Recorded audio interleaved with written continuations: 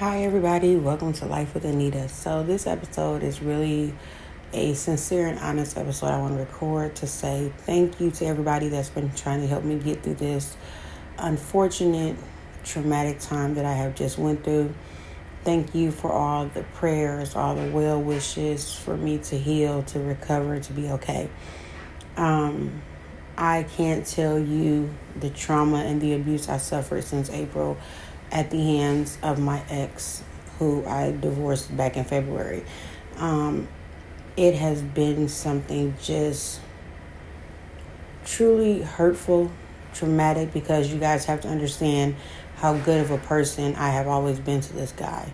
And my ex-husband had no reason to come back around me to further traumatize me, to further physically abuse me, to further put me in trauma and survival mode. And just processing it now, and the more days that I have not been around him, the more time that I went without talking to him, it has truly been helping me to heal and try to get through this hard time that I have, been put in, unfortunately, not by my own choice. When my ex-husband asked me to come back and be around him and be with him, I was very hesitant because I was like, his patterns have been so bad and abusive and traumatic. And, for me being a good, kind-hearted person, I tend to try to give people the benefit of the doubt. But I had to remember who I was dealing with. And that's why it takes me always back to what Maya Angelou said. When someone shows you who they are, believe them. My ex-husband has shown me repeatedly, even when we were married, the bad, evil person that he'll be, the vile person that he'll be to me. And I've always tried to be forgiving. They say, forgive a person, let it go. Forgiveness is for me. Well, I keep forgiving him, but I think the mistake that I kept making was I kept allowing him to lure me with false stories and all this other mess that he was doing. And then the crazy part was, after I divorced him, he tried to make me feel like I had did the ultimate wrong. I had no business divorcing him. I needed to remarry him. I needed to have a baby with him. Like, he was so just going through this mental conniption fit because I had divorced him and I was trying to move on and be with somebody else, and he wasn't taking that well. So I then decided to come back around him after he constantly was begging me to come back around. And it was like, I was like, okay, well, maybe me divorcing him and moving on, maybe that woke him up and he'll stop being abusive to me. Well, it didn't do that. It seemed like me trying to move on and be with a whole new person and heal and do good for myself, that made him angrier, because it's like my ex-husband does not want me to do good for myself. He doesn't want me to be happy. He doesn't like when I'm progressing and I'm being productive. He doesn't like when people are feeding off of my great energy. He knows that I'm an educated person who's destined to be successful. I have a history of being successful. I'm educated. People really draw to me because I'm such a great person, and I'm a very genuine, nice person. And it's just unfortunate that I came back around him and he didn't change. He was like in an uproar because I had moved on and I was dealing with somebody else.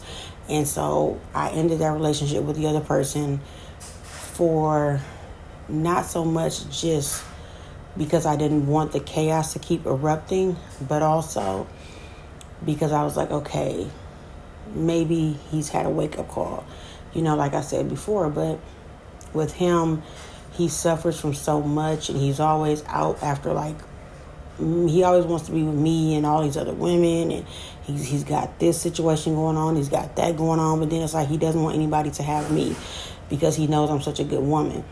And it's like he just finds some way to isolate me with him, but only to be abusive to me, and then turn around and say that he loves me. And I think this time what has changed is I got a chance to really, really see just what I was dealing with. Even though I kind of knew it for years, this time was very different because he showed me that no matter how nice, and I used to always think, as I said this in one of my other episodes, right? I used to always think that he was beating on me because of the substantial drug use that he had, right? I was like, well, the drugs are making him beat me, right? And I would make an excuse. Come to find out, he was sober this time. He wasn't high off drugs. He was sober beating on me. And it made me say, What kind of man in his right mind would sit there and abuse a woman? Mind you, I was being good to him. I was helping him get back and forth to work. I was doing things for him to help him get more stable.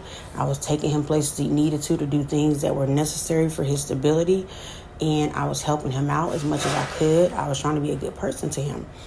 And it just was unfortunate and sad that he still chose to be physically abusive, be emotionally abusive, be financially abusive, be mentally, abusive to me and verbally abusive.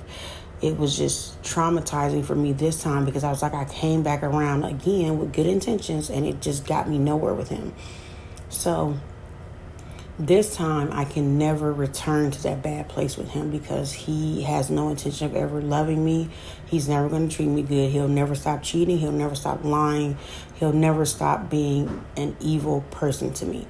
And I think this time to watch him do it soberly, with no drugs in his system, to watch him viciously attack me physically, choking me, hitting me repeatedly, throwing me on the ground, pulling me by my hair, calling me out my name, recording videos of me and threatening to show them to people and tell them a lie about what was going on in the video, or, saying that he could tell a story and make it seem a certain way because he had these videos that were video recorded without my consent, and me asking him to stop doing that to try to humiliate me but not tell the full story.